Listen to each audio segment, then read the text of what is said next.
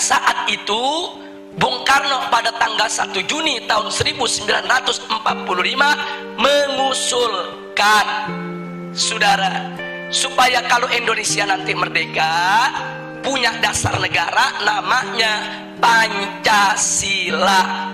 5 dasar. Sila pertama, Bung Karno mengusulkan peri kemanusiaan, kemudian peri kebangsaan, sedangkan peri ketuhanan diletakkan di sila yang kelima, sila terakhir. Ini ditolak oleh ulama, saudara. Kiai Haji Wahid Hasyim menolak, Kiai Haji Abdul Qahar Mudzakkir menolak, Kiai Haji Agus Salim menolak. Kenapa mereka menolak? Enggak pantas ketuhanan ditaruh di sila terakhir. Enggak boleh sila ketuhanan diletakkan pada sila buntut. Ini fakta sejarah. Karena itu para ulama kita berjuang dalam forum BPPKI supaya ketuhanan naik menjadi sila yang pertama.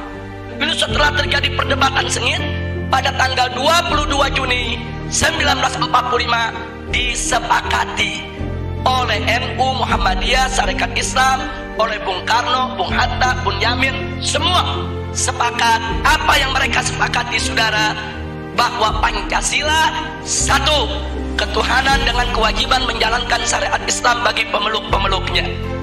Dua, kemanusiaan yang adil dan beradab. Tiga, persatuan Indonesia. Empat, kerakyatan yang dipimpin oleh hikmat kebijaksanaan dalam permusyawaratan perwakilan.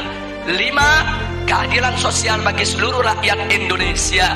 Ini sepakat, Bung Karno ikut tanda tangan, saudara. Jadi artinya mereka sepakat. Ini kan 22 Juni belum merdeka nih kita nih.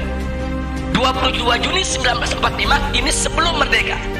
Jadi semua sepakat kalau nanti kita merdeka, inilah dasar negara kita.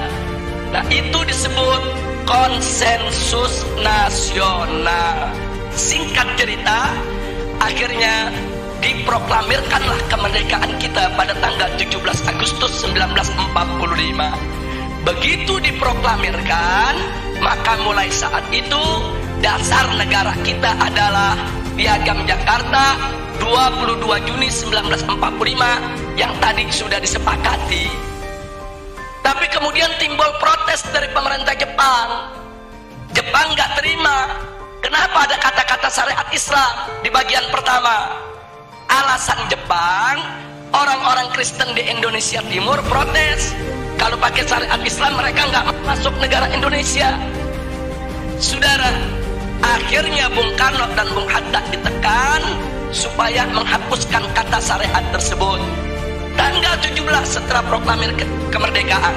Nah, akhirnya Bung Karno dan Bung Hatta menggelar sidang PPKI pada tanggal 18 Agustus 1945. Nah, dalam sidang tersebut Kiai Haji Wahid Hasyim tidak hadir karena sudah perjalanan pulang dari Jakarta ke Surabaya. Kiai Haji Abdul Qahar Mudzakkir dari Muhammadiyah tidak diundang. Nah, kemudian Kiai Haji Agus Salim dari Sarekat Islam tidak diundang. Ada apa kiai-kiai kita tidak diundang, saudara? Bisa dibaca. Kalau kiai-kiai kita diundang, mereka nggak bakal setuju syariat Islam dihapus, saudara. Makanya supaya ini lolos, ini goal, kiainya nggak usah diundang, saudara. Jadi marginalisasi ulama itu udah mulai terjadi semenjak kita kemerdekaan, saudara. Disingkirkan ulama kita. Nah, akhirnya begitu digelar sidang yang hanya 2 jam sidangnya cuma 2 jam terburu-buru. Kemudian sila pertama Pancasila diganti dengan apa? Ketuhanan. Itu aja, saudara. Sedangkan kalimat dengan kewajiban menjalankan syariat Islam bagi pengikutnya itu dicoret, saudara. Nah, akhirnya ada beberapa tokoh Islam yang hadir seperti Ki Bagus, saudara, dari Muhammadiyah menolak karena beliau tahu ini ulama NU, ulama Muhammadiyah, ulama Sarekat Islam gak bakal terima ini diganti. Terjadi perdebatan. Nah, akhirnya dapat solusi. Apa solusinya? Ini perjuangan Ki Bagus ini dari Muhammadiyah, saudara.